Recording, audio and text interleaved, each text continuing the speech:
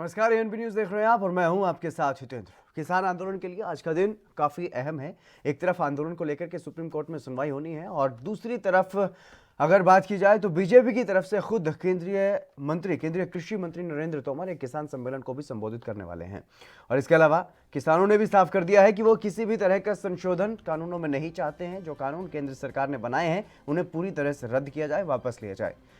ऐसे में किसानों ने लिखित में केंद्र सरकार को अपना जवाब भी भेज दिया है और किसान संगठन अपने आंदोलन को धार दे रहे हैं। आंदोलन को तेज किया जा रहा है। अगर किसान अपनी जिद पर अड़े हैं तो केंद्र सरकार भी अपने रुख पर कायम है। सरकार का यह कहना है कि हम किसान संगठनों से चर्चा के लिए तैयार हैं। कृषि मंत्री नरेंद्र तोमर ने यह कहा है कि हम किसान यूनियनों के संपर्क में हैं। हमारा प्रयास है कि जल्द ही प्रस्ताव पर सहमति बने और सर्दी का मौसम है, कोविड का संकट भी है, इसलिए सरकार को चिंता है कि समस्या का समाधान जल्दी हो। लेकिन दूसरी ओर बीजेपी ने अपना अभियान भी तेज कर दिया है। जन समर्थन जुटाने में सरकार कोई कमी नहीं छोड़ना चाहती। हम लोग बिल्कुल भी रोड खाली नहीं करेंगे, क्योंकि हम कोई गलत काम नहीं कर रहे हैं, कोई अनैतिक काम नहीं कर रहे हैं। कमी हमारी नहीं है, कमी सरकार की है, प्रधानमंत्री नरेंद्र मोदी जी की है। अगर जो वो हमारी समस्याओं का समाधान कर देते, हम जिस समस्या की वजह से यहाँ आए हैं, जो 3 काले कानून उन्होंने हमारे ऊपर थोपे हैं किसानों के, अगर जो ये 3 काले कानून खत्म कर देते तो हम यहाँ रोड पर क्यों पड़ते? हमारा मतलब क्या रोड पर पड़ने का? हमारे घरों में काम है, हमारे बच्चे परेशान है, हमें खुद ठंड लग रही है। तो हम तो सबसे ज्यादा काम करके अन्नदाता है, हम सबका पेट भर रहे हैं खेती बाड़ी करके। हमारे घर पर सबसे ज्यादा काम है, हमें क्या जरूरत पड़ी है रोडों पर घेरने की? बताओ आप मुझे। ये हमारा शौक तो है नहीं, पिकनिक स्पॉट तो है नहीं है जो हम पिकनिक मनाने आए हैं। हमारी मजबूरियां हैं। बिल्कुल सरकार ने किसान को खत्म करने का काम कर दिया है। ये जो 3 कृषि अध्यादेश पारित किए हैं और हम इसके ही विरोध में यहाँ बैठे हैं। अपने बाल बच्चों को, अपने पशुओं को, अपने घर बार को छोड़ गए। यहाँ इतनी शीतलहर चल रही है ठंड में, तो ऐसा तो है नहीं कि हमारे सामने समस्याएं नहीं है। और दूसरी बात यह है कि अगर माननीय सुप्रीम कोर्ट में सुनवाई है इसकी और वो जो भी आदेश देते हैं वो तो अगली बात है, लेकिन कम से कम पिछली चीजों को भी सोचना चाहिए। गन्ना एक्ट में, गन्ना नियम में 14 दिन में गन्ने का भुगतान करने के आदेश हैं। माननीय सुप्रीम कोर्ट, माननीय हाई कोर्ट के आदेश हैं। आज तक बता दें आप, पिछले वर्ष का पेमेंट अभी तक नहीं मिला गन्ने का। क्या करेगा किसान ऐसी स्थिति में? और ये आज नए नए कानून बना रहे हैं। को भी मानेंगे वो, जैसा वो हमारा गन्ना एक्ट में 14 दिन का भुगतान है। साल 1.5 साल का हम लोगों का पेमेंट पड़ा है। 1.5 महीने फैक्ट्री अब चलते हुए हो गए, कोई रेट की घोषणा नहीं। फैक्ट्री कह देते हैं रेट की घोषणा होगी जब पेमेंट देंगे आप किसानों को। सुप्रीम कोर्ट का 14 दिन का मान्य है ही, और आज तक उनका जब कुछ नहीं करा तो हमारे किसानों का साथ क्या करेंगे? हम भी अपने बच्चों को, पशुओं को, खेती को त्याग के परेशानी में तो यहाँ बैठे हैं। कारण तो यही है, हमारे लोगों को रोका जा रहा है, नजरबंद किया जा रहा है, थानों में बैठाया जा रहा है। उसके बाद जो आ भी जाते हैं उनको रोडों पर रोका जा रहा है। तो हम क्या करें? फिर हमने भी रोक दिया। क्या बातचीत की जा रही है? क्या बातचीत कर रही है? कुछ नहीं, ये तो ये कहते हैं कि हमारे यहाँ कोई नहीं रोका जा रहा है। किस तरफ रास्ता बंद किया गया? एक तरफ। हाँ, एक तरफ। तो किसान लगातार मैदान में हैं, सड़कों पर हैं और अपनी मांगों को लेकर के लगातार आंदोलन को आगे बढ़ा रहे हैं, तेज कर रहे हैं। जिस तरीके से पहले यातायात की जो सुविधा है उसको छोड़ दिया गया था, साफ कर दिया गया था, रास्तों को खाली कर दिया गया था किसानों की तरफ से, लेकिन जब किसान जो कार्यकर्ता हैं उनको एक बार फिर से परेशान किया गया तो चिल्ला बॉर्डर पर फिर से जाम लगा दिया गया किसानों की तरफ से। और अब साफ तौर पर उनकी तरफ से कहा जा रहा है कि संशोधन किसी भी प्रकार से मंजूर नहीं है किसानों को। जो कानून है उनको पूरी तरह से रद्द किया जाए। इसके अलावा सुप्रीम कोर्ट में भी इस मामले को लेकर के सुनवाई है कि ये आंदोलन जिस तरीके से चल रहा है इससे काफ़ी परेशानियों का सामना दिल्ली के लोगों को करना पड़ रहा है। और इससे पहले भी इसी तरीके से जो सड़कें जाम की जाती हैं, प्रदर्शन जब होते हैं किसी भी मामले को लेकर के, इस तरीके की जो भी सड़कें जाम होती हैं उनको लेकर के कोर्ट का पहले भी फैसला आ चुका है। और आज एक बार फिर से ये मामला कोर्ट में पहुंचा है। जिस तरीके से सड़कें बंद की हुई हैं किसानों ने, उसी को लेकर के कि ये सड़कें खुलवाई जाएं। और ये भी बात उसमें कही गई है कि कोविड महामारी का जो खतरा है वो भी किसानों की वजह से और ज़्यादा बढ़ता हुआ दिखाई दे रहा है। भारी संख्या में किसान एकजुट हैं और ऐसे में कोविड का जो संकट है वो इससे बढ़ता है। और इसके अलावा अगर बात की जाए सरकार की, तो सरकार की तरफ से पूरी तैयारी किसानों को बनाने की और किसान आंदोलन को कमजोर करने की, दोनों ही तरीके से सरकार काम कर रही है, चौतरफा घेरने की कोशिश है किसानों आंदोलन को कमजोर करने की कोशिश सरकार की है ताकि ये आंदोलन खत्म हो सके। ऐसे में किसान सम्मेलन भी बीजेपी की तरफ से किए जा रहे हैं और बीजेपी की तरफ से एक सम्मेलन ग्वालियर में आज होना है। उसमें केंद्रीय कृषि मंत्री नरेंद्र तोमर उस सम्मेलन को संबोधित करेंगे।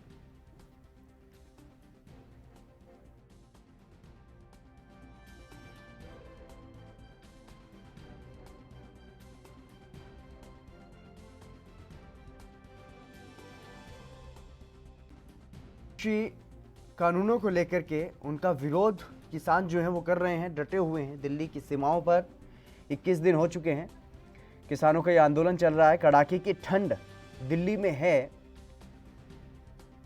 4 से 5 डिग्री तक न्यूनतम तापमान जो है वो दिल्ली का चल रहा है।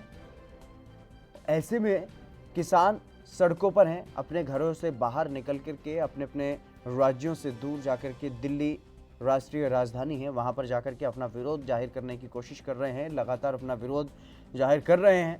लेकिन सरकार का दिल पसीजे इसके लिए अलग अलग तरीके से वो काम कर रहे हैं, अलग अलग रणनीति भी बना रहे हैं। लेकिन वहीं अगर सरकार की बात की जाए तो सरकार की तरफ से पूरी कोशिश ये की जा रही है कि किसान आंदोलनों को ख़त्म किया जा सके।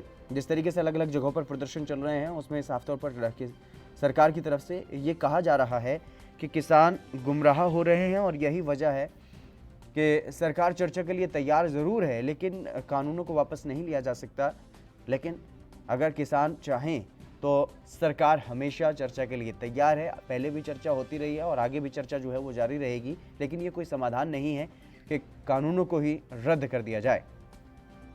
ऐसे में किसान अब अपनी जिद पर अड़ते हुए दिखाई दे रहे हैं। वहीं जब ये मामला सुप्रीम कोर्ट पहुंचा है तो सुप्रीम कोर्ट इस मामले के जाने पर किसानों की तरफ से जो बयान सामने आए हैं उसमें उन्होंने साफ तौर पर कहा है कि कोर्ट के जो आदेश हैं उनकी उन पर कितना पालन जो है उनका वो कर रही है सरकारें। अगर गन्ने की जो कीमत है उसकी बात की जाए तो 14 से 15 दिन का समय सरकार के पास है कि 14-15 दिन में भुगतान होना चाहिए गन्ने का, लेकिन अभी तक एक साल 1.5 साल तक गन्ने का भुगतान नहीं होता है। ऐसे में किसानों की परेशानी है, किसान काफ़ी परेशान है। सुप्रीम कोर्ट भी इस बारे में ध्यान रखेगा, ऐसा किसानों का मानना है। किसानों की उम्मीद है सुप्रीम कोर्ट से भी, किसानों को उम्मीद सरकार से भी है कि सरकार उनकी बात को सुनेगी और इन कानूनों को रद्द करेगी। लेकिन सरकार की तरफ से भी अपना जो रुख है कि सरकार का, वो सरकार उसी पर कायम है फिलहाल।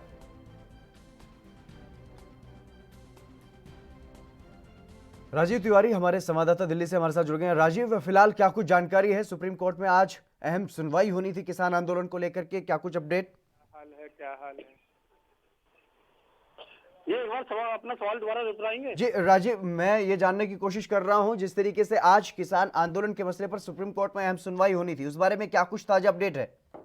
देखिए, बिल्कुल जिस तरीके से बात करें जी, ये याचिका लगाई गई थी इसके लिए किसान जो आंदोलन कर रहे थे और कहीं ना कहीं उनको जो हटाने की प्रक्रिया थी, यानी कि उसके लिए कहा गया था कि रास्ता जो रोक रखा है कोरोना काल के अंदर, तो कहीं ना कहीं सोशल डिस्टेंसिंग उल्लंघन हो रहा है, इसलिए और कहीं ना कहीं याचिका लगाई गई थी। मगर एक याचिका के अंदर अभी कोर्ट के अंदर अभी चल रहा है मैटर और कहीं ना कहीं ये देखना होगा कि सुप्रीम कोर्ट किस तरीके से संज्ञान लेता है, क्योंकि पहले भी इस तरीके की याचिका लगाई जा चुकी है, मगर कहीं ना कहीं परमिशन नहीं थी। मगर हाँ, सरकार की तरफ से ये जरूर कहा गया था कि निरंकारी ग्राउंड में आपको जगह दी जा रही है, मगर अभी भी किसान हटना नहीं चाह रहे। तो देखना है कि किस तरीके से सुप्रीम कोर्ट का जो आंसर आएगा वो किस तरीके का होगा। जी बिल्कुल, वहीं किसानों की तरफ से साफ तौर पर यह कहा जा रहा है कि कोर्ट ने यह भी आदेश दिए थे कि गन्ने का जो भुगतान है वो समय पर होना चाहिए, 14 दिन के भीतर भीतर। लेकिन 1-1.5 साल तक अगर गन्ने का भुगतान नहीं होता तो सुप्रीम कोर्ट भी हमारे बारे में सोचे। बिल्कुल सही कहा आपने। एक चीज स्पष्ट है, जिस तरीके से सुप्रीम कोर्ट के अंदर पहले भी कहा गया था गन्ना किसानों की तरफ से कि हमारी ये याचिका है, सरकार हमारे इसके कानून को मान नहीं रही है, और कहीं ना कहीं ये भी कहा गया था कि गन्ना जो है उसकी जो कीमत मिलनी चाहिए थी वो भी नहीं मिल पाती है। मगर कहीं ना कहीं सरकार अपनी तरीके से काम कर रही है और सुप्रीम कोर्ट के अंदर याचिकाएं जरूर लगाई जाती हैं, केस भी जाते हैं, मगर सुप्रीम कोर्ट जो ऑर्डर देता है वो सरकार कितना फॉलो कर पाती है ये देखना होगा। मगर एक चीज स्पष्ट है, अब जब जिस तरीके से कोरोना काल के अंदर कह सकते हैं कि जो किसान प्रदर्शन कर रहे हैं और उनकी जो मांगे हैं वो सरकार किस तरीके से मानेगी नहीं मानेगी, या आदेश सुप्रीम कोर्ट देगा नहीं देगा, मगर हाँ ये जरूर है कि आज देखना होगा सुप्रीम कोर्ट किस तरीके का संज्ञान लेता है, किसानों के फेवर में जाता है या सरकार के फेवर में जाती है। जी बिल्कुल राजीव, तमाम जानकारी देने के लिए बहुत बहुत शुक्रिया आपका। तो ये अहम सुनवाई सुप्रीम कोर्ट में होनी है किसान आंदोलन को लेकर के, जिस तरीके से सड़कें जाम की हुई हैं किसानों ने, उसी पर ये सुनवाई होनी है। याचिकाकर्ता की तरफ से ये आरोप लगाया गया है कि किसानों की तरफ से जो आंदोलन किया जा रहा है उससे जो सड़कें जाम की गई हैं उससे काफ़ी परेशानियों का सामना दिल्ली के लोगों को करना पड़ रहा है, और ऐसे में यातायात प्रभावित हो रहा है। और दूसरा कोविड संकट भी है, कोरोना के फैलने का खतरा भी इस किसान आंदोलन की वजह से अधिक बढ़ता हुआ दिखाई दे रहा है। और सर्दी का मौसम, ठंड बहुत ज़्यादा हो रही है, दिल्ली में हाड़ कपा देने वाली ठंड है, और ऐसे में किसान अलाव का सहारा ले रहे हैं, लेकिन डटे हुए लगातार वहां पर बने हुए हैं। और किसान किसी भी सूरत में ये बात मानने को तैयार नहीं है कि इन कानूनों में संशोधन होना चाहिए। किसानों का साफ तौर पर यह कहना है कि इन कानूनों को रद्द करवा करके ही अपने घर हम वापस जाएंगे। और ऐसे में एक बार फिर से चिल्ला बॉर्डर पर जो स्थिति देखने को मिली, चिल्ला बॉर्डर को पहले खोल दिया गया था सरकार से बातचीत के बाद, लेकिन एक बार फिर से वहां पर जो किसान कार्यकर्ता हैं, किसान नेता हैं, उन्होंने आंदोलनकारी किसान वहां पर एक बार फिर से डट गए हैं और रास्ते को जाम कर दिया गया है। किसान प्रदर्शनकारियों का ये कहना है कि उनके कार्यकर्ताओं को परेशान किया जा रहा था, नज़रबंद किया जा रहा था, रोका जा रहा था। तो ऐसे में एक बार फिर से मजबूरन किसानों को ये रोड जाम करना पड़ा। और सुप्रीम कोर्ट में सुनवाई को लेकर किसानों की तरफ से साफ तौर पर यह कहा गया है कि अगर सुप्रीम कोर्ट में इस मामले की सुनवाई हो रही है, हमारे आंदोलन को गलत ठहराने की कोशिशें लोग कर रहे हैं, हम यहाँ पर जायज़ मांगों को लेकर के आए हैं, हमारा शौक नहीं है, हम पिकनिक मनाने नहीं आए हैं दिल्ली में, हम अपनी मांगों को लेकर के आए हैं। और ऐसे में अगर सुप्रीम कोर्ट में यह मामला पहुँचा है तो सुप्रीम कोर्ट अपने आदेशों को देखे। जो पहले आदेश दिए गए हैं कोर्ट की तरफ से, उसमें यह कहा गया है कि गन्ने का भुगतान समय पर होना चाहिए, एक समय सीमा निर्धारित की गई है, लेकिन उसके बावजूद भी कोर्ट के आदेशों की अवहेलना हो रही है। लंबे समय तक, एक डेढ़ साल तक किसानों का भुगतान नहीं होता है। ऐसे में सुप्रीम कोर्ट को इस मामले पर भी अपना फैसला सुनाया जाना चाहिए। और वहीं अगर बात की जाए सरकार की, तो सरकार की तरफ से लगातार एक ही बात कही जा रही है कि सरकार चर्चा के लिए तैयार है, लेकिन कानूनों को वापस लिया जाए ऐसा नहीं हो सकता, क्योंकि कई किसान संगठन ऐसे हैं जो इन कानूनों को समर्थन भी दे रहे हैं। हालांकि किसान नेता जो आंदोलन कर रहे हैं, जो प्रदर्शनकारी हैं, उनकी तरफ से साफ तौर पर यह कहा जा रहा है कि जो किसान संगठन नए पैदा हो गए हैं इन कानूनों का समर्थन करने के लिए, वो सिर्फ और सिर्फ बीजेपी कार्यकर्ताओं के हैं। बीजेपी कार्यकर्ता हैं जो जाकर के इस तरीके की बातें कहते हैं और देश की जनता को, किसानों को गुमराह करने की कोशिश कर रहे हैं। ऐसे आरोप लगाए जा रहे हैं। वहीं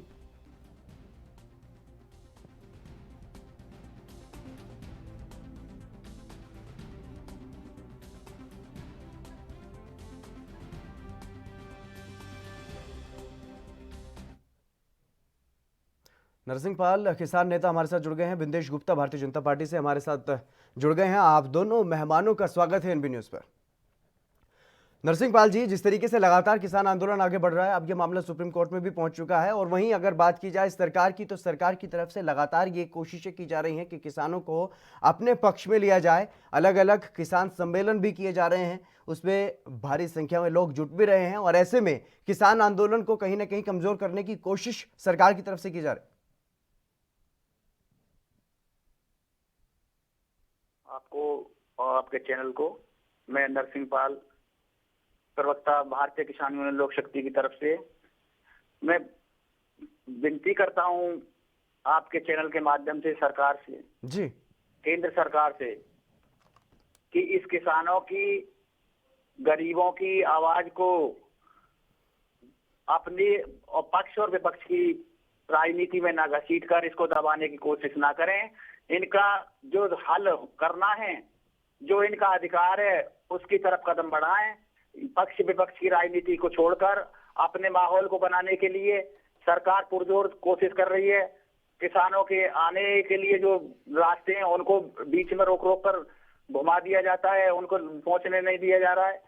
अगर ये सरकार इस तरीके से जबरदस्ती रोक पाएंगे तो ये नहीं रुकेगा। जब तक समाधान नहीं होगा, समाधान बैठने से होगा, बातचीत से होगा, सही रास्ते पर चलने से होगा, नीयत साफ करके ईमानदारी से हमारे अधिकार को सुनना होगा, हमारे अधिकार को देना होगा। हम भीख नहीं मांग रहे हैं, हम भी इस देश के वासी हैं, हमें भी इस देश से लगाव है। किसान ने लॉकडाउन होने के बाद, कोरोना होने के बाद पूरी मेहनत से, पूरी लगन से, अपने संसाधन के अभाव में भी पूरे देश के भरण पोषण के लिए इंतजाम किया, पूरा अन्न उगाया, कहीं कोई छुट्टी पर न गया, पूरा देश लॉकडाउन में अंदर रहा। किसान तब भी अपने खेतों में रहा और आज भी अपनी मेहनत करने से पीछे नहीं है, मगर जब उसकी पीठ में छुरा घोंपा जाता है तो वो अब उसको बर्दाश्त नहीं कर सकता। कहीं ना कहीं मजबूरी है, उसकी आवाज को दबाने की कोशिश कर रही है सरकार अपनी तरीका से, जो पेश कर रही है कि ये हम समर्थन में, ये किसानों का जत्था वहां से आया, ये आया। हम उन भाइयों का भी स्वागत करते हैं, हम ये नहीं कहते कि उन किसान नहीं है, पर कहीं ना कहीं हमारी पीड़ा को ये सरकार नजरअंदाज कर रही है। ये भी ठीक नहीं है कि ये पक्ष के या विपक्ष के। जी बिल्कुल बिल्कुल बिंदेश जी, ये आरोप आप पर है कि आप जो किसानों का आंदोलन है उसको कमजोर करने की कोशिशें कर रहे हैं। अगर आपको किसानों से इतना, आप किसानों के इतने हितैषी हैं, किसानों के लिए इतने अच्छे कानून लेकर के आए हैं, तो उनके बारे में उन किसानों को समझाइए जो वहां पर आंदोलन कर रहे हैं। इसके अलावा आप जो आंदोलन, वो सम्मेलन कर रहे हैं किसानों के लिए अलग अलग जगहों पर जाकर के, उसकी जरूरत नहीं है। सबसे पहले जो दिल्ली में बैठे हैं, राजधानी में जाकर के बैठ चुके हैं किसान, लगातार वहां पर बैठे हुए हैं 21 दिनों से, उनको समझाने की कोशिश क्यों नहीं कर? बिंदेश जी, आंदोलन को तो अपने आप ही ये खत्म होना है जी। रही जहां तक किसानों की समस्या की बात है, देश का प्रधानमंत्री ऐलानिया तौर पर कहता है कि मैं किसानों की एक एक बात सुनने के लिए, उनका निराकरण करने के लिए तैयार हूं। लेकिन कुछ लोग जिद पर अड़े कि नहीं जी, हमने जो आदेश दे दिया वो प्रधानमंत्री उसको माने। आप प्रधानमंत्री की नहीं सुनेंगे, आप देश के कृषि मंत्री की नहीं सुनेंगे, आप देश के पत्रकारों की नहीं सुनेंगे जो इस आंदोलन अधिनियम के बारे में बोल रहे हैं। और जब जन जागरण के लिए भारतीय जनता पार्टी किसानों के बीच में जा रही है तो आपको तकलीफ हो रही है। किसानों से क्यों बात कर रहे हैं? हमसे बात करें, तो दिल्ली में है उनसे बात करें। जो किसान अपनी खेती पर लगा हुआ है, जो वास्तव में जिससे तकलीफ होती है, उससे अगर आज की भारतीय जनता पार्टी या केंद्र सरकार के नुमाइंदे जाकर बात करते हैं तो आप शिकायत करते हैं। अच्छा है, आप जो जिस तरीके की बात कर रहे हैं, मैं अभी आपसे निवेदन करना चाहता हूँ, वार्ता करना चाहता हूँ, आप अपनी समस्याओं को लेकर के सरकार के पास आइए, न कि एक जिद लेकर आइए कि नहीं साहब हमने तो कह दिया पहले तो ये तीनों कानून समाप्त होंगे। ये तीनों कानून भी 130 करोड़ जनता की प्रतिनिधि संसद ने पास किए हैं, और जैसे भी हुआ तो आप सड़कों पर संसद की कार्यवाही को चुनौती देंगे क्या? इसलिए अच्छा है बिंदेश जी, यहाँ पर एक लोकतंत्र है, लोगों का राज है, इसलिए दे सकते हैं, ऐसी कोई बात नहीं है। लेकिन मेरा सवाल ये है, क्योंकि जिस तरीके से आप कह रहे हैं कि प्रधानमंत्री जी किसानों से बातचीत करने को तैयार हैं, लेकिन किसान ये कह रहे हैं कि 6 सालों से किसान संगठन से किसी से भी प्रधानमंत्री नरेंद्र मोदी ने बातचीत नहीं की है किसानों की समस्याओं को लेकर के। बार बार ये मांग कर रहे हैं कि जो बैठक होती है केंद्र सरकार के साथ, केंद्रीय मंत्रियों के साथ, उसमें एक बार प्रधानमंत्री भी आ जाए। नहीं, एक फिर वही मैंने कहा ना कि ये शर्तों पर बात करना चाहते हैं। इनको देश की संसदीय व्यवस्था का सम्मान करना नहीं है। यह प्रधानमंत्री जब जाकर के सच में जाकर के किसानों से बात कर रहा है, प्रधानमंत्री और जगह बात कर रहे हैं। बिल्कुल बिंदेश जी, चर्चा जारी रहेगी, लेकिन इसी बीच रुक करेंगे इस वक्त की बड़ी खबर की ओर। इस वक्त की बड़ी खबर सामने आ रही है। इस वक्त की बड़ी खबर, किसानों के प्रदर्शन पर सुप्रीम कोर्ट में सुनवाई। ये बड़ी खबर आपको बता रहे हैं, किसान आंदोलन पर जनहित याचिका पर सुप्रीम कोर्ट में सुनवाई आज है। राष्ट्रीय स्तर के मुद्दों को आपसी सहमति से सुलझाएं, सुप्रीम कोर्ट ने यह कहा है। प्रदर्शन कर रहे किसानों को नोटिस भेजेंगे। किसानों के प्रदर्शन पर सुप्रीम कोर्ट में सुनवाई हुई है और किसान आंदोलन पर जनहित याचिका ये लगाई गई थी सुप्रीम कोर्ट में। उस पर यह कहा गया सुप्रीम कोर्ट की तरफ से कि राष्ट्रीय स्तर के मुद्दों को आपसी सहमति से सुलझाएं। सुप्रीम कोर्ट ने यह आदेश दिए हैं और प्रदर्शन कर रहे किसानों को नोटिस भेजने की बात भी कही गई है, क्योंकि इसी तरीके से कुछ समय पहले भी ऐसे आंदोलन हो रहे थे। जब सड़कों को जाम किया जा रहा था तब भी इसी तरीके का सुप्रीम कोर्ट का फैसला आया था, और अब एक बार फिर से इसी तरीके का निर्देश दिया गया है कि राष्ट्रीय जो मुद्दे हैं उनको आपसी सहमति से सुलझाया जाना चाहिए। बिल्कुल, मैं सबसे पहले किसान नेता जो हमारे साथ जुड़े हुए हैं उनके पास जाना चाहूंगा, क्योंकि लगातार जिस तरीके से ये जो बात कही जा रही थी, किसानों की तरफ से भी ये बात कही जा रही थी नरसिंह पाल जी, कि जो सुप्रीम कोर्ट में सुनवाई है उसमें ये भी ध्यान रखा जाए कि गन्ने का जो भुगतान होता है वो 14 दिनों में होना चाहिए, लेकिन 1-1, 1.5 साल तक नहीं होता। और ऐसे में सुप्रीम कोर्ट की तरफ से अब ये कहा जा रहा है कि किसानों को नोटिस भेजा जाएगा, क्योंकि किसानों ने जिस तरीके से सड़कों को जाम किया हुआ है, उनको लेकर के जनहित याचिका लगाई गई थी कि लोगों को परेशानी हो रही है और ऐसे में किसानों को सड़कों को छोड़ देना चाहिए और कहीं अलग बैठ करके अपना प्रदर्शन करना चाहिए। लेकिन अब जिस तरीके से कहा गया है कि सुप्रीम कोर्ट की तरफ से ये कहा गया है कि किसानों को नोटिस भेजा जाएगा, इस पर आपकी क्या कुछ प्रतिक्रिया? मेरा कहना है, भारतीय किसान यूनियन लोक शक्ति ने कहीं भी अपना धरना प्रदर्शन के समय कोई रोड जाम नहीं किया। हमको दिल्ली जाने से जब ये पुलिस प्रशासन ने रोक दिया तो हम यहाँ दलित प्रेरणा स्थल में अपना धरना दिन रात चला रहे हैं। हमने कोई रोड जाम नहीं किया। बाकी जहाँ पर भी कोई अगर दिक्कत आई है तो वो दोनों तरफ से है। पुलिस ने उनको, हमारे जो किसान समूह थे उन या यूनियन के अलग अलग अपने नेता थे, उनको नहीं जाने दिया तो अब सामने हमारे ही तो भाई लगा रखे हैं इन्होंने, जय जवान जय किसान। भाई ये तो अपना आदेश करके पीछे हटे हुए हैं और सामने उनको लगा दिया, दोनों भाई लड़ते रहो। अब हम अपने भाई से अब सामने नहीं लड़ सकते, तो अब ये आप गालीबाजी तरीके से यही तरीका है कि फिर जब आपको रोक लिया वहीं बैठ गए। तो ये व्यवस्था तो कहीं ना कहीं सरकार की देन है। रोड रुकवाने के लिए मजबूर किसने किया? क्यों ना उनको जाने दिया जहां पहुंचकर अपने प्रधानमंत्री से हम अपनी आवाज उठाने के लिए जा रहे हैं, पहुंचने की कह रहे थे। जब हमने सरकार को दिल्ली में बिठाया है और हमारी गांव तक कोई सुन नहीं रहा, चलते चलते इधर आ गए तो आगे बढ़ने दिया नहीं, आगे बढ़ने नहीं दिया, तो जहाँ रुक गए वहीं रोक दिया। दूसरे सुप्रीम कोर्ट से भी हम किसान लोग भी और देश के सभी लोग न्याय की उम्मीद करते हैं। हम भी ये आशा लगाए बैठे हैं कि कहीं ना कहीं सरकार को ऐसा सुझाव जो सुप्रीम कोर्ट के माननीय सुप्रीम कोर्ट जी के द्वारा दिया जाए जिससे ये दोनों का हल निकले। तो उनकी बात का हम सम्मान करते हुए यही फिर दोबारा कहना चाहेंगे कि कहीं ना कहीं सरकार को ये आदेश दिया जाए कि किसानों को परेशान न करके उनकी बात को, उनकी दिक्कत को, उनके दुख को सही हल ढूंढने का प्रयास करें। उनको पीछे हटाने की कोशिश ना करें, उनको पक्ष विपक्ष में ना धकेलें। उनकी जो जायज मांगे, जिन चीजों के लिए किसान लड़ता रहा, किसान आयोग के लिए कि अपनी फसलों के दाम के लिए रोता रहा, कोई सब्सिडी नहीं मिल रही है, एमएसपी की खरीद नहीं हो रही है, उसके साथ लूट हो रही है, उन चीजों का तो प्रबंध ऐसे हुआ नहीं। और नई जबरदस्ती की दिक्कत के ऊपर आसमान से डाल रहे हैं। ये ऐसा कौन सा ये सरकार का हित है किसानों के साथ जुड़ा हुआ? बिल्कुल नरसिंह पाल जी, बिंदेश गुप्ता जी भी मेरे साथ बने हुए हैं, उनसे जवाब लेने की कोशिश करेंगे, लेकिन फिलहाल वक्त एक छोटे से ब्रेक का, जल्द हाजिर होंगे।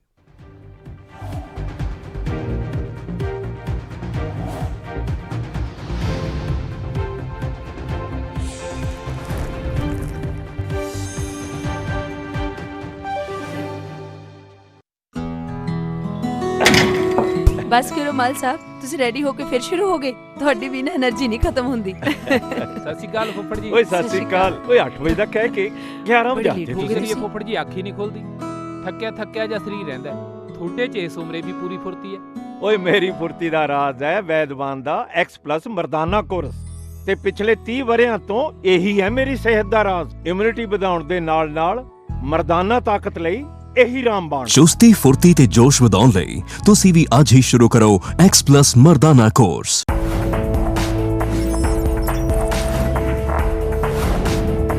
कम ब्रेक और ज्यादा खबरों के साथ देखिए ANP news in channel number पर।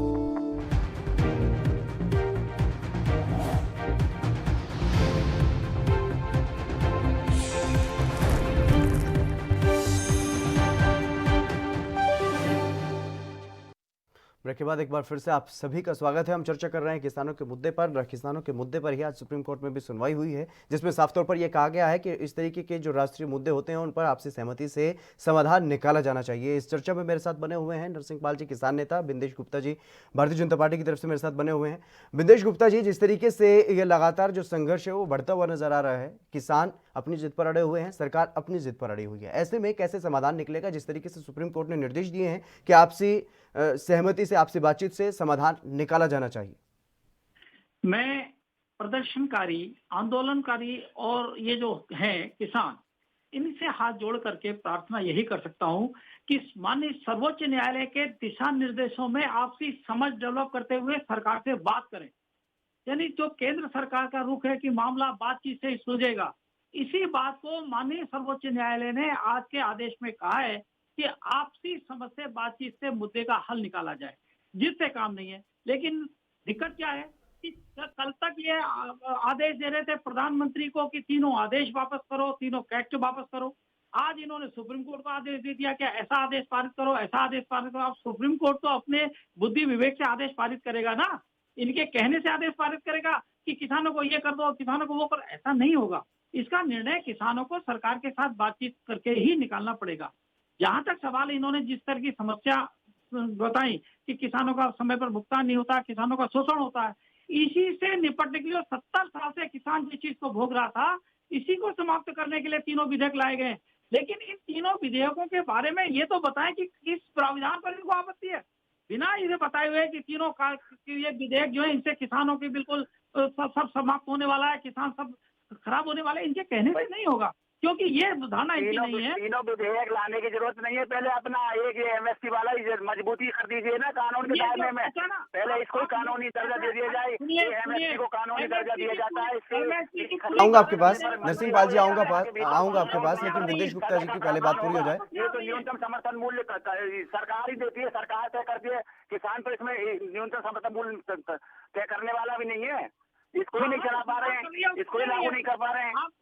आप बताइए पिछले 6 सालों में, उसके पहले के 10 सालों के मुकाबले में दुगने से ज्यादा आपकी फसल की खरीदारी सरकार ने की है। आपकी आमदनी, आपकी जो गुप्ता जी, जब लंबे समय से ये प्रदर्शन चल रहा है किसानों का, विदेश जी जब लंबे समय से प्रदर्शन चल रहा है तो क्यों नहीं एमएसपी पर कानून बनाकर दे देते किसानों को? देखेंगे आपको केवल वजह ये है एक भी गौतम बुद्ध नगर का मेरे पास पड़ी है, देख लीजिए उसकी हालत क्या पड़ी है। एमएसपी के नीचे पड़ी उसमें मेरे घेर के चबूतरे पर चौड़े में पड़ी हुई है। ना मेरे पास स्टोर करने की जगह है, ना उसको बेचने को मन कर रहा, ना कोई खरीदने को मन कर रहा। देख लो उसको। तो बताइए कि जो भंडारण की छूट कर रही है सरकार, वो कौन सी दिशा में इंगित कर रही है? कहाँ दर्शा रही है कि ये भंडारण की छूट है नए कानून में?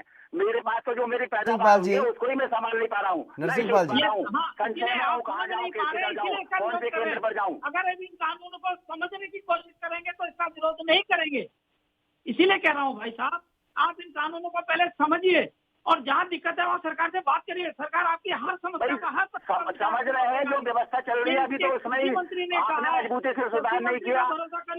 समस्या यहाँ पर ये है नरसिंह जी, समस्या यहाँ पर ये है, एक तरफ आप बातचीत के साथ समाधान निकालने की बात करते हैं, दूसरी तरफ आप जिद करते हैं कि इन कानूनों को रद्द ही करना पड़ेगा। रद्द करने के अलावा कोई और चारा ही नहीं है। रद्द करना या उसमें सुधार होना, मैं तो अपनी समझ से कहता हूँ एक समान है। जब उसमें सुधार की कहीं गुंजाइश है तो वो रद्द करने समान है कहीं ना कहीं। पहले जब एमएसपी कानून पर ही मजबूती नहीं है तो फिर ये कानून दूसरे तो इनका लाभ तो पीछे समझ पाएगी। जिसको हम प्रैक्टिकल में व्यावहारिक में देखते आए हैं, देख रहे हैं और झेल रहे हैं जिस पीड़ा को, वही समाप्त और नहीं दूसरी दे रहे हैं। विदेश जी एक एक करके बात करेंगे तो समझ आएगा। विदेश जी एक एक करके बात करेंगे तो समझ में कुछ आएगा। इस तरीके से अगर सभी एक साथ बोलेंगे तो कुछ समझ नहीं आएगा। रोजगार ले रहे हैं या कोई अपनी मजदूरी कर रहे हैं, शहरों में ले रहे हैं, तो उनको भी ये महंगा खरीदना पड़ेगा। जब इसके भंडारण पे पूरी छूट दे दी और पूंजीपति इसका स्टोक करेंगे तो किसान तो इसको झेल लेगा कहीं ना कहीं। आज ये सोचते होंगे कि किसान मर जाएगा, उसके घर में पैदा होती है, वो तो अपना टूटी से कैसे समय काट लेगा, मगर इसका मध्यम दर्जा जो इसका है वो बिल्कुल पिट जाएगा और किसान को तो होना ही क्या इसका भला। बस आपने कह दिया पिट जाएगा, कानून पढ़िए मत, कानून देखिए मत, किसान पिट जाएगा। अरे विदेश जी इतना गुस्सा क्यों कर रहे हैं? इतना गुस्सा क्यों कर रहे हैं? यही मेरा आपसे आग्रह है। विदेश जी इतना गुस्सा क्यों कर रहे हैं? वो किसान है, अन्नदाता है, लोगों का पेट भरने का काम करते हैं, उन पर गुस्सा करेंगे तो ऐसे कैसे काम चलेगा? अगर बात सुनेंगे नहीं, सुनिए विदेश जी सुनिए, अगर आप एमएसपी का कानून नहीं दे सकते जो किसान को चाहिए, जो किसान कहता है कि मुझे ये कानून चाहिए, एमएसपी की गारंटी का कानून दे दीजिए, वो कानून क्यों दे रहे हैं जो उन्होंने मांगे ही नहीं? और अगर आपको देने भी है तो पहले चर्चा कर लीजिए। किसान को जो चाहिए वैसा सड़क पर नारा लगाने से नहीं होगा। मैं तेरा मेहमान उसको ला रहे हैं जबरदस्ती।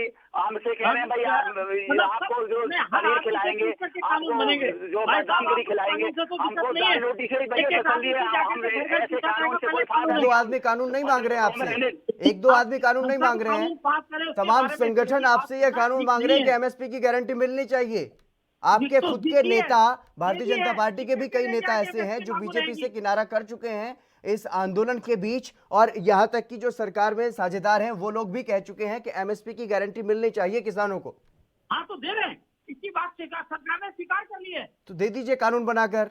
ये नहीं, अब यही बात है ना कि आप सरकार से बात नहीं करेंगे, सरकार की पर विश्वास नहीं करेंगे। सरकार ने गारंटी दी है। और अभी भंडारण वाली बात पर जो कह रहे थे भाई साहब, मैं आपको बताना चाहता हूँ, उसमें सीधा प्रतिबंध है। अगर भंडारण के कारण से मूल्यों में बेतहाशा वृद्धि होगी तो सरकार उस पर फिर से नियंत्रण लगा सकती है। यह अधिकार सरकार ने अपने हाथ में रखा है। तो ये कहना ठीक नहीं है कि कोई भंडारण कर लेगा, बिल्कुल खत्म हो जाएगा, महंगे दामों पर अभी तक किसानों की फसल का दुरुपयोग नहीं हुआ। मैं पूछता हूँ भंडारण के विषय पे कि मेरे घर में अगर आलू पैदा हुआ है तो मेरा 2 रुपए किलो बिकेगा, और वही आलू अगर किसी बड़ी फैक्ट्री के हाथ में पहुंच जाएगा तो उसके एक आलू के कम से कम 100 चिप्स के पत्ते दे देकर 20 पाउच कर दिए जाएंगे, उसको 20 रुपए का बिकेगा। विंदेश जी समस्तीपुर में क्या हुआ है? विंदेश जी समस्तीपुर में क्या हुआ? बिहार में तो यही कानून लागू है ना। वहां पर एक गोभी की जो खेती करता है किसान, उसको अपनी पूरी फसल को नष्ट करना पड़ा। विंदेश जी जहाँ पर ये कानून लागू है वहां पर भी बुरा हाल है किसानों का अभी भी। विंदेश जी जहां पर ये कानून लागू है वहां पर भी किसानों का बुरा हाल है। एक किसान जो गोभी की फसल बेचना चाहता था, लेकिन 1 रुपए किलो गोभी बेचने की बजाय उसने उसको नष्ट करना सही समझा। नहीं, ये बात बिल्कुल ठीक है कि किसान के सामने कभी कभी स्थिति होती है कि उसकी फसल का उचित दाम मिलना तो दूर, उसकी न्यूनतम लागत भी नहीं मिलती है। इन सब सिक्योरिटी को देने के लिए, सुरक्षा को देने के लिए तो जो ये काम हुआ, अब बात उसकी जैसे कॉन्ट्रैक्ट फार्मिंग है, इसका ये केवल किसानों को इसी बात की तो गारंटी है कि उसकी फसल बर्बाद होने का कोई नुकसान ना हो, लेकिन उसके बावजूद भी हो रहा है। नहीं, अलग अलग 3 कानून जो बने हैं कि किसान को अपना फसल कहीं बेचे, अगर आज उसको अपनी मंडी में पैसा नहीं मिल रहा है तो दूसरी मंडी में, पूरे देश भर की मंडी का रेट देकर वहाँ फसल बेच ले। सर छोटा किसान देश भर में कहाँ घूमता फिरेगा? विंदेश जी छोटा किसान देश भर में कहाँ घूमता फिरेगा अपनी फसल उठाकर? क्विंटल माल पैदा हुआ है तो क्या मैं उसको पेमेंट ले जाऊंगा? नहीं, आज भी दुर्भाग्य यही है कि छोटा किसान, मैं तो पहले यही अपना सोचूंगा कि मेरे घर से ही बिक जाए, और घर पे खरीदने वाला ले रहा है उसे। मान लीजिए आपका एमएसपी गेहूं का 19 रुपए किलो, और घर से खरीदने वाला कह रहा है मैं 14 रुपए किलो खरीदूंगा। तो बताइए मैं 14 रुपए किलो में खरीदने के लिए, बेचने के लिए मजबूर होऊंगा, या फिर वहाँ पे भेजूंगा, वहाँ पे मद्रास जाके भेजूंगा, वहाँ पे 30 रुपए किलो बिकेगा? मेरा तो यही लुक जाएगा। मेरी गर्दन में जब आज मेरी गर्दन का फंदा पड़ा तो मेरे लिए तो स्वर्ग नर्क सब यही है। काफी छोटे किसान के देश से इसके लिए कोई सरकार ने पाबंदी नहीं लगाई कि नहीं साहब आप वही बेचेंगे। यही पाबंदी तो हटाकर आपको किसान को एक बहुत बड़ा बाजार दिया है। लेकिन विंदेश जी मैं यही कह रहा हूँ, सवाल यही है कि इस बड़े बाजार का आखिरकार किसान करेगा क्या? क्योंकि किसान के पास, क्योंकि ज्यादातर किसान जो है वो छोटे किसान हैं, उनके पास जमीन कम है, ऐसे में वो अपने जो उत्पाद को लेकर के कहाँ जाएगा? उसको वहीं पर वो मंडी क्यों नहीं मिल रही? भाई साहब आप बताएंगे क्या छोटे किसानों का है ये आंदोलन? छोटा किसान आंदोलन कर रहा है क्या? तो ये किसान बड़े किसान है। छोटा किसान अपने खेत के अंदर काम कर रहा है। आप यही देखिए कि जिस तरह के आंदोलन का स्वरूप आ रहे हैं, 5 सितारा होटलों में होता है, ये छोटा किसान करेगा? सर जो मजदूर हैं, जो किसान हैं, जिनके घर में 2-2 बोरियां अनाज की थी, उन्होंने अपने अनाज को भी दान कर दिया इस आंदोलन के लिए। आप इसे बड़े किसानों का आंदोलन कहेंगे? अब ये बड़े किसान और छोटे किसानों के बीच में इस आंदोलन को बांटने की कोशिश करेंगे? मैं आंदोलन को नहीं बांट रहा हूँ, लेकिन विंदेश जी आंदोलन को बांटने की कोशिश कर रही है बीजेपी, आंदोलन को बांटने की कोशिश कर रही है। कभी कुछ किसान संगठन ऐसे आ जाते हैं सामने जो कभी देखने को नहीं मिले पहले, और उनको ये कह दिया जाता है कि किसान संगठनों ने समर्थन किया इन कानूनों का। कभी इस तरीके से बांटने की कोशिश की जाती है, कभी अलग अलग राज्यों के किसानों से बात की जाती है। आज ये समर्थन ले रहे हैं अलग अलग स्टेट के किसान संगठन, जो इनकी खुद पार्टी की कृषि इकाई चलती है, उनका समर्थन पत्र माननीय कृषि मंत्री जी लेकर और उसको मीडिया में जाहिर कर रहे हैं कि ये हमको समर्थन दिया है किसानों ने, कि नए किसान कानून से हम सहमत हैं। वो कौन है? वो भाजपा के ही तो कार्यकर्ता हैं, वो भाजपा के ही तो कार्यकर्ता हैं जिनको किसान प्रकोष्ठ में इन्होंने जिम्मेदारी दे रखी है। तो वो समझाइए इस कानून को, बताइए इसके फायदे बताइए। इनकी बात ना माने वो किसान नहीं है, वो भाजपा का कार्यकर्ता कार्यकर्ता हो गया, जो इनके आंदोलन में शरीक नहीं है भाजपा का कार्यकर्ता हो गया, और ये वो किसान नहीं है, उसकी जमीन है, उसकी फसल है, वो कुछ नहीं है, यही किसान है केवल। गाजीपुर से मेरे सुनने में आया, कल गाजीपुर से कोई कार्यकर्ता दिया है, किसानों ने पकड़ करके ये वो देश विरोधी नारे और गलत गतिविधियां अपने आप प्रदर्शित कर रहा है, उस पकड़ के बीजेपी वालों का कार्यकर्ता निकला है वो। वैसा ना, ये आपने कह दिया कि हो सकता है आप भी बीजेपी के कार्यकर्ता हो, आज आप किसान आंदोलन हमारा तो कार्यकर्ता विदेश जी सरकार बीजेपी कार्यकर्ताओं ने नहीं बना दी, बीजेपी की सरकार देश की जनता ने ही बनाई है, और देश की जनता में ही वो किसान जो बड़ी संख्या है, किसान एक बड़ी संख्या है किसान जिन्होंने बीजेपी को समर्थन दिया था, क्योंकि बीजेपी ने ये वादा किया था कि दोगुनी आय कर देंगे। लेकिन अगर वही किसान अब अपनी समस्या को लेकर के दिल्ली में बैठा है तो और जो मांग कर रहा है उसको वो देने की बजाय आपको छोड़ दिए जा रहे हैं। इसीलिए कह रहा हूं कि अगर जरूरत है पानी की, आप खाना खिलाए जा रहे हैं। सुप्रीम कोर्ट ने कहा है, विदेश जी साथ बीजेपी का कार्यकर्ता हूँ, इसलिए कार्यकर्ता हूँ कि मैंने बीजेपी को वोट किया है और देश के प्रधानमंत्री को वोट किया, सहयोग किया, अपने परिवार से दिलवाया, अपने गाँव से दिलवाया। क्या हमें पीड़ा नहीं है कि हमारी सरकार हमारे खिलाफ कानून ला रही है? क्या किसान होना कोई हमने जुल्म कर दिया? किसान के घर में जन्म लेके क्या हमने कोई अभिशाप दे दिया? किसी का शाप हो गया क्या? हम सौतेले हैं क्या? कहीं बाहर से आ गए? क्यों नहीं सुनी सरकार हमारी? हम अपने देश के प्रधानमंत्री के सामने विरोध नहीं जता सकते? हमको उनसे मिलने नहीं दिया जाएगा?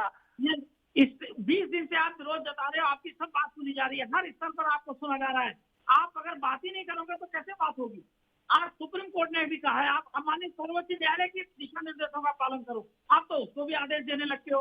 सुप्रीम कोर्ट ऐसा आदेश पारित करे, ऐसा करे, ऐसा करे। विदेश जी अगर सुप्रीम कोर्ट की बात, विदेश जी कोर्ट की बात सरकार मान रही है क्या? हाँ मानिए, सरकार तो पहली बार। क्यों गन्ने का जो भुगतान होना था, गन्ने का जो भुगतान होता है 14 दिनों में, जो आदेश दिए गए हैं वो हो रहा है पूरा? नहीं, मैंने कहा ना, जो राज्य सरकारों का विषय है जी, और जहाँ कुछ राज्य सरकारों में ये दिक्कत है वहाँ उसके लिए प्रयत्नशील है। जिन राज्यों में बीजेपी की सरकार है वहाँ पर गन्ने का भुगतान हो रहा है समय पर? गन्ना किसानों का पैसा दिया गया सब। नरसिंह पाल जी, क्या उत्तर प्रदेश में किसानों को गन्ने का भुगतान मिला है? नरसिंह पाल जी जी, क्या उत्तर प्रदेश में गन्ने का भुगतान किसानों को मिला है? जी, गन्ने की भुगतान की तो आप बात ही छोड़ो, हम बताते आपके चैनल के माध्यम से मैं कहना चाहूंगा प्रवक्ता के तौर पर भारतीय किसान यूनियन लोक शक्ति की तरफ से कि प्रधानमंत्री महोदय ने बहुत महत्वाकांक्षी योजना लाई, फसल बीमा योजना, उसका कितना % लाभ किसानों को हुआ? क्या इनके पास में कोई आंकड़ा है? इनके पास में आंकड़ा ये लिखित में दिखा देंगे, फील्ड में नहीं हुआ। हमारी फसल मरी, हमने उसको शिकायत की, सर्वे हुआ, अधिकारी आए, लेखपाल आए, लास्ट में रिजल्ट ये निकला कि आपकी फसल का नुकसान नहीं मिल सकता, आप लोगों को कोई मदद नहीं मिल सकती। जिस रेशो में सरकार ने नीति तय हुई है की है, ये पॉलिसी जिस तरीके से बनाई है, लगभग पूरे क्षेत्र की 33% फसल मरेगी, तब आपको लाभ होगा। तो बताइए कि ये कानून हमारे लिए लाए या कंपनियों के लिए लाए? बताइए विदेश जी, जिस तरीके से जो शर्तें लगा दी जाती हैं उनके हिसाब से किसानों को वो लाभ ही नहीं मिल पाता जो जिसकी बातें की जाती हैं। मैं यही तो कह रहा हूँ कि इन समस्याओं की बात कृषि मंत्री से करिए, कृषि मंत्री बैठे इन्होंने करी नहीं, जो चीज लगा दी है भाई हम पैसा दे रहे हैं, तुम्हारे पास आ रहा है, इनके जनप्रतिनिधि, इनके विधायक, इनके सांसद, विदेश जी एक तरफ सरकार बातचीत की बात करती है, एक तरफ सरकार ये कहती है कि हम बातचीत करेंगे, दूसरी तरफ दूर दूर जाकर के किसान सम्मेलन किए जाते हैं, उन किसानों से बात करने को तैयार कहाँ है सरकार बातचीत करती जरूर है, लेकिन वहां पर बातचीत करने के दौरान बातचीत करती जरूर है, लेकिन ये सोच करके नहीं करती कि इसका समाधान निकाला जाए, ये सोच करके करती है कि किसानों को मना लिया जाए कि ये कानून सही है। लेकिन किसान जो अपनी बातें रखते हैं, जो अपनी शर्तें रखते हैं या जो समस्याएं बताते हैं, उनको सुनता कोई नहीं है। मतलब ये बात ठीक है कि किसानों को कानूनों के बारे में जागरूक किया जा रहा है, साथ ही किसानों की समस्याओं को। अभी तक ये कह रहे थे कि अभी पंजाब हरियाणा क्यों चिल्ला रहा है, अब और जगह से किसान आ रहा है तो उनको रास्ते में रोक रहे हैं, आप ट्रेन चलवा दीजिए, देखिए कहाँ से आएगा। भाई किसान के पास इतने साधन थोड़ी है कि जो अपना गाड़ी घोड़ा के डीजल फूके या पहले चल के अपना आ जाएगा। देख लीजिए ताकत यहाँ पर पूरा ब्लॉक कर रखा है आपने रोड, चाहे जहाँ आगरा सही या और भी शहरों सही है, हरियाणा में देख लीजिए, राजस्थान में देख लीजिए, जहाँ से किसान चलता है उसको वहीं लाठी डंडों से उसको रुकवा रहे हैं, पानी की बौछार छोड़वा रहे हैं, कहीं ना कहीं उसको आने कहाँ दिया, आवाज दबाने की कोशिश कर रहे हैं, आंदोलन को दो टुकड़े करने के चक्कर में लग रहे हैं। सख्त करने का कारण क्या है? क्यों चाहते हैं आपकी दिल्ली बर्बाद हो जाए, दिल्ली के लोग परेशान हो जाएं, भीड़ इकट्ठी करके? आप क्यों करना चाहते हैं भीड़? बिंदेश जी, प्रधानमंत्री बात कर रहा है। बिंदेश जी, आपको मालूम है कितने दिनों से प्रदर्शन चल रहे हैं? बिंदेश जी, आपको मालूम है कितने दिनों से प्रदर्शन चल रहे हैं? 20 दिन हो गए। आज मैं ये 20 दिन नहीं हुए, 20 दिन नहीं हुए सर। बिंदेश जी, ये 20 दिन नहीं हुए, ये पिछले काफी समय से विरोध प्रदर्शन चल रहे हैं। जब से आप ये कानून लेकर के आए, कानून से पहले आप अध्यादेश लेकर के आए, उस समय कोरोना की वजह से लॉकडाउन किया गया, लॉकडाउन के आड़ में ये अध्यादेश लेकर के आए गए। उसके बाद जब संसद का सत्र हुआ तब इनको पेश किया गया और तब ये कानून भी लेकर के आए। शुरुआत से ही इनके विरोध में किसान प्रदर्शन कर रहे हैं। अगर किसानों की बात पहले ही सुन ली गई होती, किसानों की जो यूनियनों को बुलाया गया, उनको ये अध्यादेश लागू करने से पहले बुला लिया गया होता, चर्चा कर ली गई होती किसानों के साथ, तो ये नौबत ही ना आती। अगर किसानों की सुनेंगे नहीं तो ये इस तरीके का हथकंडा नहीं अपनाएंगे तो क्या करेंगे? हथियार बनाकर दूसरे लोगों को भ्रमित करके घर में रखना चाहती है और अपनी बड़ी बड़ी रैलियां आंध्र प्रदेश में हो, मध्य प्रदेश में, हैदराबाद हो, बिहार चुनाव हो, उनके लिए कोरोना नहीं है, उनके लिए कोई सिस्टम नहीं है। ये कितनी रैली करें, कितना ही रोड जाम करवाएं, कितना ही रोड ब्लॉक करवाएं, कितने बड़े रूट लगवाएं। बिल्कुल नसीम दास जी, बहुत बहुत शुक्रिया आपका। बिंदेश गुप्ता जी, आपका भी बहुत बहुत शुक्रिया। दोनों मेहमानों का बहुत बहुत शुक्रिया किसान आंदोलन के मुद्दे पर चर्चा करने के लिए। लेकिन जिस तरीके से किसान अपनी जिद पर अड़े हुए हैं कि सरकार इन कानूनों को रद्द करे, और सरकार वहीं अलग अलग रास्ते अपना रही है ताकि किसान आंदोलन को कमजोर किया जा सके, और किसानों का जो आंदोलन है वो जो किसान है वो आंदोलन कर रहे हैं, लेकिन उनको कमजोर करने की कोशिश में सरकार जो है वो जुटी हुई है। अलग अलग रास्ते अपनाए जा रहे हैं, कभी किसान सम्मेलन किए जा रहे हैं तो कभी किसानों में आपस में फूट डालने की कोशिश भी की जा रही है। फिलहाल इस खास कार्यक्रम में फिलहाल किसानों की जो चर्चा है उसमें बस इतना ही। लेकिन फिलहाल रुकेंगे छोटे से ब्रेक के लिए। ब्रेक के बाद आपको दिखाएंगे ठंड का कहर किस तरीके से बढ़ता हुआ नजर आ रहा है।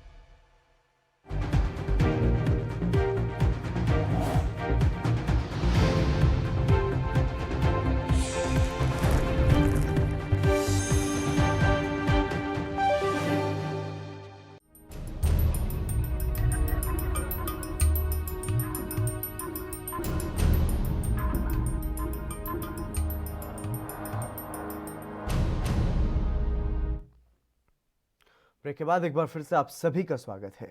दिसंबर का महीना आधा बीत चुका है, ऐसे में अब मैदानी इलाकों में सर्दी तेज हो गई है। मौसम विभाग के अनुसार मैदानी इलाकों में सबसे ज्यादा ठंड हरियाणा के हिसार में दर्ज की गई, जहां का न्यूनतम तापमान महज 3 डिग्री सेल्सियस दर्ज किया गया है, जो कि पहाड़ी क्षेत्र शिमला के बराबर है। इसके अलावा पंजाब, हरियाणा, चंडीगढ़, दिल्ली, पश्चिमी उत्तर प्रदेश और उत्तरी राजस्थान के लिए मौसम विभाग ने अगले 3 दिनों में शीतलहर का अलर्ट भी जारी किया है। ठंड के बढ़ते प्रकोप पर यह रिपोर्ट आप देखिए।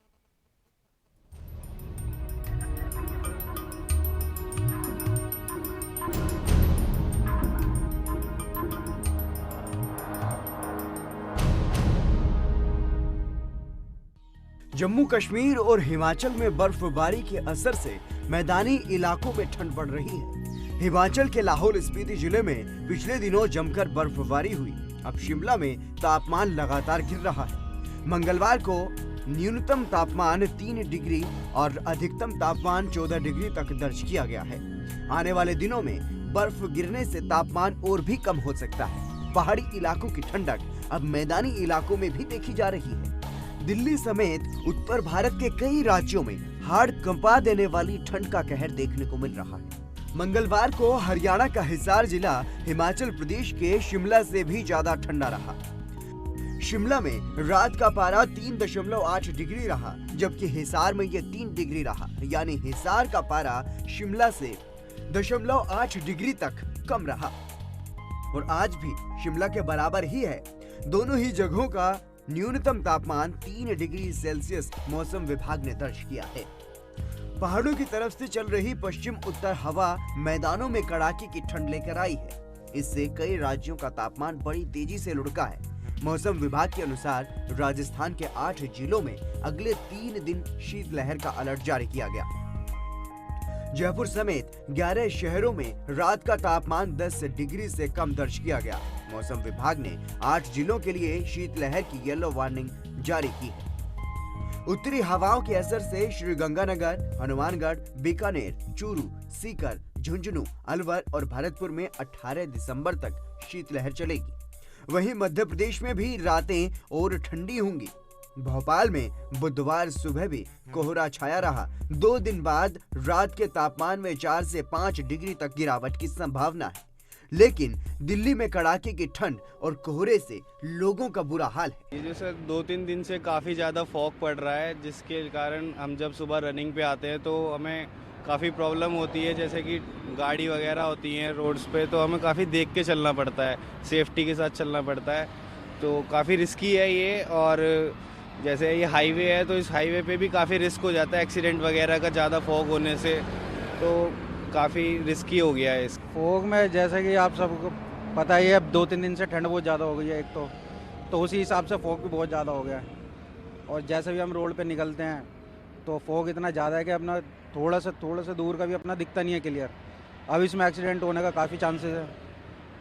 तो बस यही कहना चाहूँगा मैं अपने को, तो फिर केयरफुली सेफ्टी बना के चलें और डिस्टेंस भी इसमें काफ़ी मेंटेन रखना पड़ेगा। और बाकी इंडिकेशन वगैरह भी देनी चाहिए जब कार में अगर आप राइड वगैरह कर रहे हो ना। मौसम विभाग के मुताबिक राजस्थान, मध्य प्रदेश और सेंट्रल अरब सागर पर साइक्लोनिक सिस्टम बना है, जिसके असर से 17 से 19 दिसंबर के बीच ठंड और भी बढ़ सकती है। मौसम विभाग के अनुसार पंजाब, हरियाणा, चंडीगढ़, दिल्ली, पश्चिमी उत्तर प्रदेश और उत्तरी राजस्थान के लिए मौसम विभाग ने अगले 3 दिनों में शीतलहर का अलर्ट जारी किया है। मौसम विभाग के अनुसार उत्तराखंड, हिमाचल प्रदेश और जम्मू कश्मीर में जबरदस्त बर्फबारी के कारण मैदानी इलाकों में ठंड बढ़ रही है। मौसम विभाग के मुताबिक दिल्ली में तापमान अभी और भी नीचे जा सकता है। Bureau report, ANP news.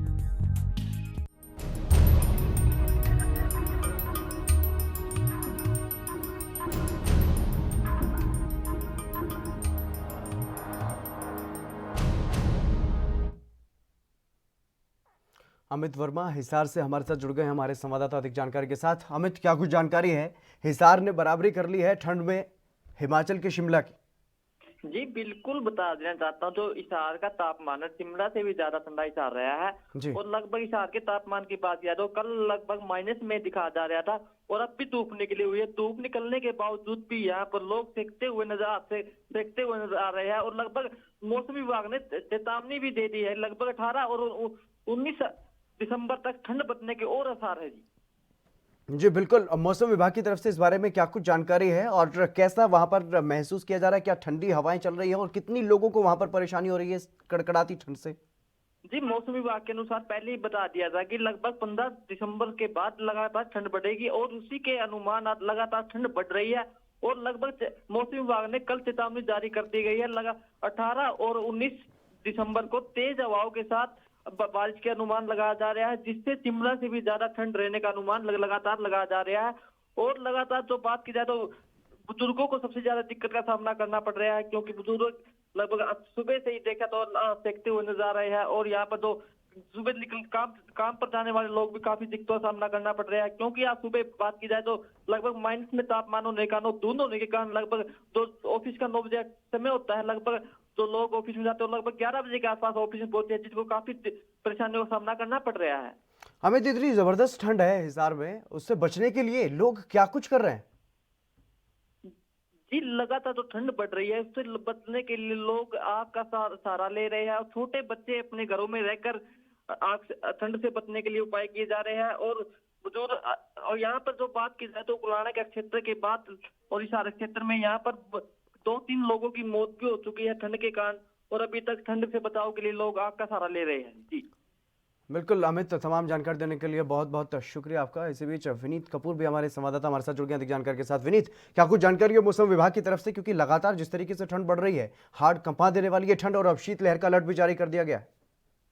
देखिए सीधे तौर पर अगर ठंड की बात करें तो जिस तरह से उत्तर भारत में ठंड जो है अपना प्रकोप बिखेरती नजर आ रही है और पिछले 3 दिनों से सूर्य देवता के दर्शन होते नजर नहीं आए थे, लेकिन आज अगर हम उत्तर भारत के कुछ इलाकों की बात करें तो सूर्य देवता के दर्शन जो हैं वो होते हुए नजर आए हैं। लेकिन पहाड़ी इलाकों में जिस तरह से लगातार बर्फबारी बढ़ती नजर आ रही है, तो इससे पारा जो है वो 6 से 7 डिग्री और कहीं कहीं का तो 10-10 डिग्री जो पारा है वो गिरता हुआ नजर आया। अगर हम अधिकतम तापमान की बात करें तो चंडीगढ़ और इसके आसपास के इलाकों का अधिकतम तापमान जो है वो 21 डिग्री सेल्सियस पिछले 2 दिनों से दर्ज किया गया। रात का जो तापमान है वो 6 डिग्री के आसपास पहुंच जाता है, यानी कड़ाके की ठंड पूरे उत्तर भारत में अपना प्रकोप जो है वो बिखेरती नजर आ रही है। शाम के वक्त की धुंध जो है वो सड़कों पर छाई नजर आती है, जिससे आवाजाही के साथ साथ आम जनजीवन जो है अस्त व्यस्त होता हुआ नजर आ रहा है। जी बिल्कुल विनीत, लेकिन इस बार जिस तरीके से कोविड महामारी का प्रकोप हमने देखा और अब किसान आंदोलन जो है वो चल रहा है, इसकी वजह से कहीं ना कहीं जो राज्य सरकारें हैं वो लापरवाही बरतती हुई दिखाई दे रही हैं। ठंड में जो लोग बेघर होते हैं, जो लोग गरीब होते हैं, उनके बारे में कोई भी कुछ सोचता हुआ दिखाई नहीं दे रहा है।